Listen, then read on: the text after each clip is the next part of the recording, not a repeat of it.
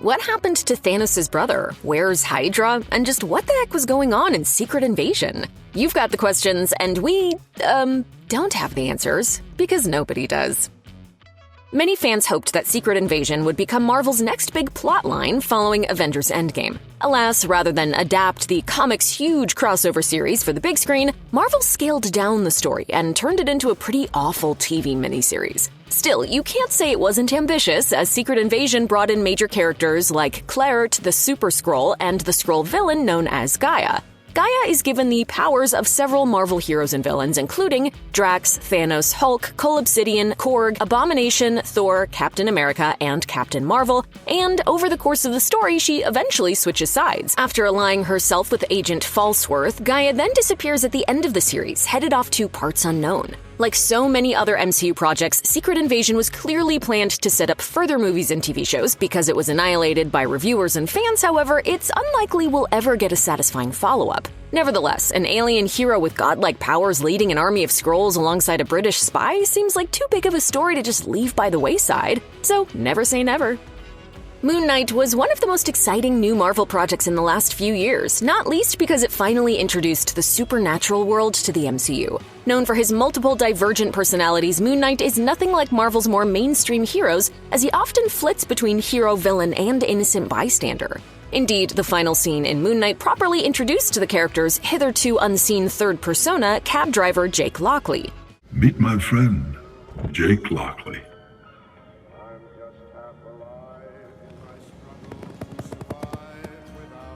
The problem is, Moon Knight doesn't appear to be getting a Season 2 anytime soon. Marvel and Disney have since decided to rejig the MCU's format, placing less emphasis on big-budget streaming series, which has left Jake and his fellow personas in limbo for the time being. Yes, there have been some rumors that Oscar Isaac will return to play the character in an Avengers film or a potential Midnight Suns movie. Right now, though, the fact is that we still don't know what the Jake Lockley reveal was all about. And of course, a team-up movie is unlikely to spend as much time exploring Jake's character as a second season of his own show.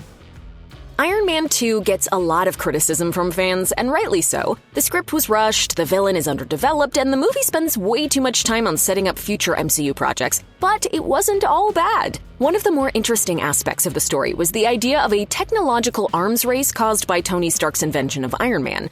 In one of the film's early scenes, Stark tells a congressional panel that a number of foreign governments are about 5 to 10 years away from developing their own Iron Man tech. Hammer Industries 20. Since then, though, we haven't heard of any other country developing an Iron Man-style suit. As of Iron Man 2, North Korea and Iran were both attempting to do so, and if they were on top of it, then greater powers must surely have been doing the same. And yet, some 15 years later, it appears that the only person who successfully developed an Iron Man suit is Riri Williams. But hey, there's always Armor Wars, right? Right?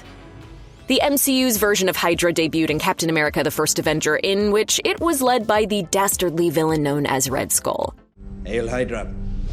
Hey, HYDRA! Though Red Skull met defeat at Cap's hands in The First Avenger, HYDRA lived on. In The Winter Soldier, we learn that the organization went underground after the war, eventually infiltrating the highest levels of government. Even after being defeated a second time, HYDRA turned up once more in Ant-Man. You shouldn't really be surprised about all this, of course. The clue's kinda in the name.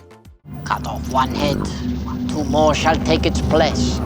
In Ant-Man, Darren Cross steals a bunch of Pym particles and sells them to a HYDRA agent, who promptly runs off never to be heard from again. At the time, many fans assumed that this plot point would lay the groundwork for a future story, whether in an Ant-Man sequel or another MCU movie. Unfortunately, HYDRA's Pym particles have never come up since. It's perhaps worth noting that Ant-Man director Peyton Reed once said that the original ending saw Scott Lang retrieving the particles before the decision was made to nix the scene and leave the plot thread dangling. Clearly, Marvel once wanted all this to go somewhere. Whether it actually will or not, however, remains to be seen.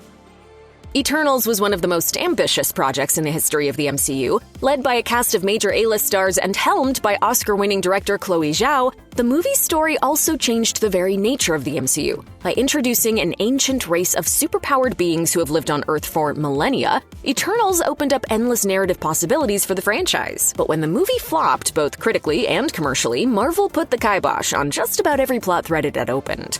It took 4 years for us to get any real follow-up on the giant celestial poking out of the ocean, and there's a real chance that the post-credit scenes in Eternals may never get a payoff. This is despite one of them featuring two bona fide superstars making their MCU debuts. First, you had actor and musician Harry Styles, who shocked audiences by showing up as Eros, aka Starfox, the brother of Thanos. Eros was also accompanied by Pip the Troll, who was played by actor and comedian Patton Oswalt. What a pleasure to make your acquaintance, my fellow Eternals. With such big names playing them, there must have been plans in place for Eros and Pip, most likely in some kind of Eternals sequel. But with no such film on the horizon and nary a peep about their involvement in Avengers Doomsday or Secret Wars, it's quite possible that we'll never see these two again.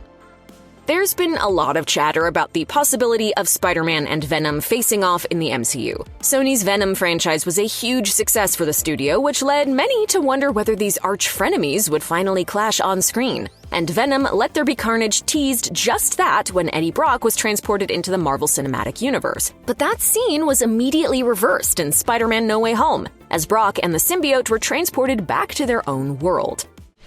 What is happening? No, we just got here, no! If nothing else, though, a small piece of the black symbiote goo was at least left behind in the MCU, teasing the possibility that another character might one day join with the symbiote. So far, though, this hasn't happened. Granted, it hasn't been that long since all that happened, but the total radio silence over the symbiote plot point isn't exactly encouraging. Of course, it's entirely possible that the symbiote will tie into Avengers Doomsday or Secret Wars. After all, the original Secret Wars comic is where Peter Parker bonded with the symbiote in the first place. Failing that, Marvel Studios might just straight up wash their hands of Sony's largely disastrous universe of Spidey villains. We'll just have to wait and see.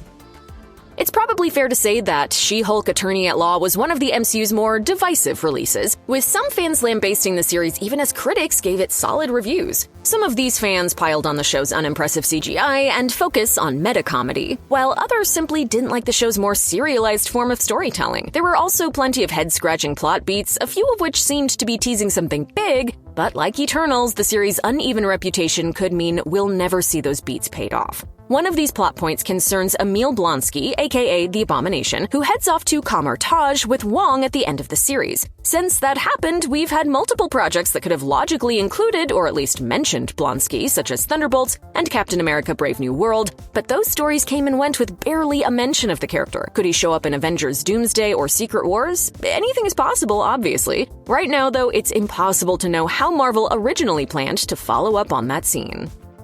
After Avengers Endgame, Marvel Studios faced quite the conundrum. How do you top a villain like Thanos? I am inevitable. The answer was Kang the Conqueror, an all-powerful, time-traveling despot who stands shoulder to shoulder with the deadliest threats in the history of Marvel Comics. Kang was introduced on the small screen at the end of the first season of Loki, before several versions of him turned up across Ant-Man and the Wasp, Quantumania, and Loki Season 2. Clearly, Kang was supposed to be the MCU's next big bad, forming the core of a two-part story that would have begun in Avengers: The Kang Dynasty. And then he vanished. Now, we all know the real reason why Kang was unceremoniously removed from the MCU, but how will the story itself deal with him? At the moment, nobody knows. We could get a throwaway line referencing his sudden downfall in Avengers Doomsday, or he might just never be mentioned again. Either way, the fact remains that Kang the Conqueror pulled off the most successful disappearing act in the history of the MCU. In the comics, Steve Rogers had two key love interests, Peggy Carter in his World War II days, and then, after he came out of the ice, Peggy's niece, Sharon. The MCU briefly alluded to a romance between Steve and Sharon in Captain America: Civil War, before promptly disappearing Sharon for a number of years. She was finally brought back in 2021's Falcon and the Winter Soldier, which for some reason revealed her to be an arms-dealing supervillain known as the Power Broker. To government secrets, prototype weapons, you name it. Should be something for everyone. At the end of that series, Sharon is given a full pardon, although she seems pretty dead set on continuing her work as the Power Broker regardless. Like Emil Blonsky, though, Sharon has been AWOL ever since, despite the MCU's narrative throwing up endless opportunities to continue her story. The terrorist group known as the Ten Rings made their debut all the way back in 2008, but it wasn't until 2021's Shang-Chi and the Legend of the Ten Rings that we saw them at full strength. And the Mandarin didn't just give them that name because it sounds cool. He named his organization after a set of mystical rings that provide him with incredible power. At the end of Shang-Chi, a post-credit sequence reveals that the rings are emitting some kind of signal, but nothing has come of that since. The rings may have been intended to be relics owned or desired by Kang, as many fans have pointed out that they seem to use similar tech to that wielded by the Conqueror. But with Kang now removed from the MCU's future, it's possible we may never learn what that signal was, or if the rings were indeed connected to the multiverse saga's erstwhile big bad. There's no denying that Marvel Studios turned the concept of the post-credit scene from a one-off gag into something much, much bigger. With Eternals, though, the studio may have bitten off a bit more than it could chew, tossing out not one, but two scenes that may well never be resolved. In addition to the appearance and subsequent disappearance of Eros and Pip, Eternals features a scene in which Dane Whitman discovers a relic known as the Ebony Blade, which is the signature weapon of his comic book counterpart, the Black Knight. Before Dane can take the sword, however, he's stopped by the off-screen voice of Mahershala Ali's Blade. Since Eternals bombed in theaters, however, we haven't heard from Dane since. Meanwhile, development on the standalone Blade movie has become so fraught and difficult that it was roundly mocked in Deadpool and Wolverine. There's only been one blade. There's only ever gonna be one blade. You're not wrong, Wesley. You're not wrong.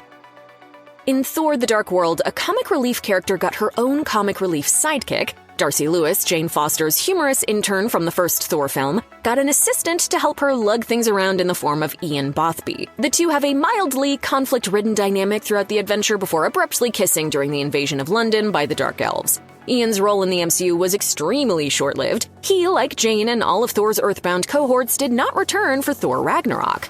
Sorry to hear that Jane dumped you. She didn't dump me, I dumped her. It's a mutual dumping. In the years since, however, Jane Foster has managed to land a comeback in Thor: Love and Thunder, while Darcy returned in WandaVision as a full-fledged doctor. Yet Darcy made no mention of Ian. Their romance, and the character of Ian altogether, was apparently just not meant to last very long in this franchise.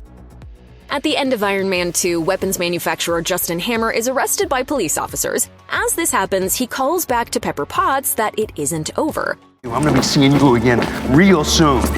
Perhaps that was originally the plan. MCU films don't just keep any villain alive and well, after all. Keeping Hammer alive and thirsting for vengeance had to be thought of as a way to set up future installments. However, for whatever reason, Hammer has not re-emerged in the MCU. Iron Man 3 had no place for Hammer, replacing him with Killian, while other movies starring Tony Stark, like Captain America: Civil War, also found no room for him. The most peculiar part of this is that Rockwell's profile has increased substantially since Iron Man 2 came out. Having won a Best Supporting Actor Academy Award and getting another Oscar nomination in the same category, one would think Marvel Studios would be scrambling to bring him back. Instead, Rockwell's entire presence in this franchise has been limited to Iron Man 2 and a tiny cameo in the short film All Hail the King. Captain America: The Winter Soldier ends with a genuinely interesting beat. After faking his death earlier in the film, one would expect Fury to just return to his regular day-to-day duties by the end of the feature. Instead, Fury makes the conscious choice to remain deceased to the general public. The viewer even gets a glimpse at his headstone in a Washington, D.C. cemetery. As Fury walks off-screen in The Winter Soldier, the possibilities for what he could be up to next are limitless. Strangely, then, Age of Ultron brings things right back to their original status quo. While initially Fury is depicted as someone who's been off the grid for a while, he's eventually shown to be manning a helicarrier in his traditional leather garb to help Sokovian civilians get to safety. Rather than a shadowy individual believed to be dead by most, Fury is once again a public figure that everyone knows is alive and well. It's a strange move that undercuts the ending of The Winter Soldier and all the narrative possibilities that Fury remaining dead could have brought. In the initial Guardians of the Galaxy movie, Xandar is an important planet. It's where 4 of the 5 titular superheroes meet up, as well as home to the headquarters of the Nova Corps organization, and the backdrop for Ronan the Accuser's massive final battle to execute his vengeance against the planet's occupants. Given all that, and the fact that it housed an Infinity Stone at the end of Guardians of the Galaxy, fans might expect such a location and its characters, including Nova Prime and Roman Day, to reappear throughout future MCU adventures, particularly cosmic-based ones. Instead, the planet hasn't reappeared at all in subsequent films. The Nova Corps gets name-dropped in Guardians of the Galaxy Volume 2, while Xandar also gets mentioned in Thor Ragnarok and Avengers Infinity War. That's the extent that this planet has factored into the franchise post-Guardians of the Galaxy, with even its destruction by Thanos happening entirely off-screen. Xandar started as a seemingly important place, but it's been largely brushed aside in the mythology of the Marvel Cinematic Universe. Starting with the show's second season, Bobbi Morse was a critical part of Agents of S.H.I.E.L.D. and its ever-expanding mythology. However, she and her love interest, Lance Hunter, eventually left S.H.I.E.L.D. in the third season episode Parting Shot. In-universe, they were forced to leave to keep Coulson and company safe. However, beyond these fictitious confines, Morse's sudden absence was done to allow herself and Hunter to headline a spin-off show entitled Marvel's Most Wanted. They're not coming back. They've been disavowed. What are you talking about? There were no good options. However, those plans hit a snag when ABC opted to pass on Most Wanted, leaving the two characters in a state of limbo. Though Hunter managed to return in a guest appearance capacity in a later episode of S.H.I.E.L.D., Morse remained MIA for the rest of the program's run. Part of this appears to be due to scheduling conflicts for actress Adrienne Palicki, who eventually found a lead role on the Fox sci-fi series The Orville. However, no official reason has ever been given for her sudden departure. Whatever caused the character's absence, a hole was left in the Agents of S.H.I.E.L.D. mythology that kept all storylines related to Morse awkwardly unresolved.